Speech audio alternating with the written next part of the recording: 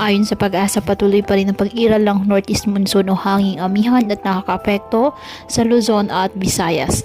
Samantala, isang low pressure area ang monitor sa labas ng ating APAR kung saan nakakaapekto na po ang trough nito sa ilang bahagi ng ating bansa.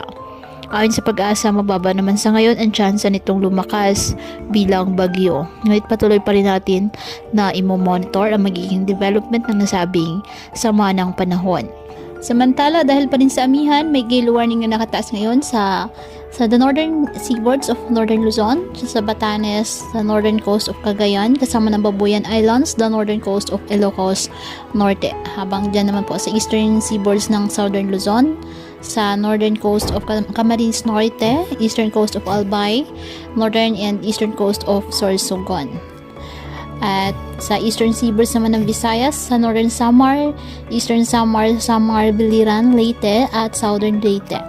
Eastern seaboards of Mindanao, Dinagat Islands, Surigao del Norte, kasama ng Siargao at Bukas Grande Islands, Surigao del Sur at the eastern coast of Davao Oriental. Ngayong araw, dahil sa trough ng low pressure area, ang Davao Region, Caraga, Bukidnon, Misamis Oriental, Camiguin at Southern Leyte asahan na maulap na halangitan na may kalat-kalat na pag-ulan at thunderstorms. Apektado naman ng amihan ang Cagayan Valley, Cordillera Administrative Region, Aurora, Quezon, Bicol Region at nalalabing bahagi ng Eastern Visayas. Kaya asahan din po maulap na halangitan na may mahihinang pag-ulan. Ang Metro Manila, nalalabing bahagi ng Luzon at Visayas, bahagyang maulap hanggang sa maulap na halangitan with isolated light rains dahil pa rin po sa northeast monsoon.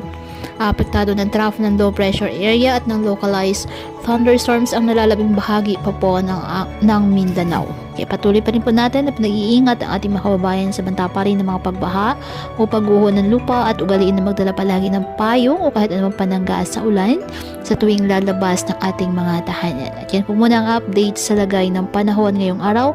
Muli patuloy po tayo na mag-ingat at palaging tandaan, God loves you. Stay safe and God bless.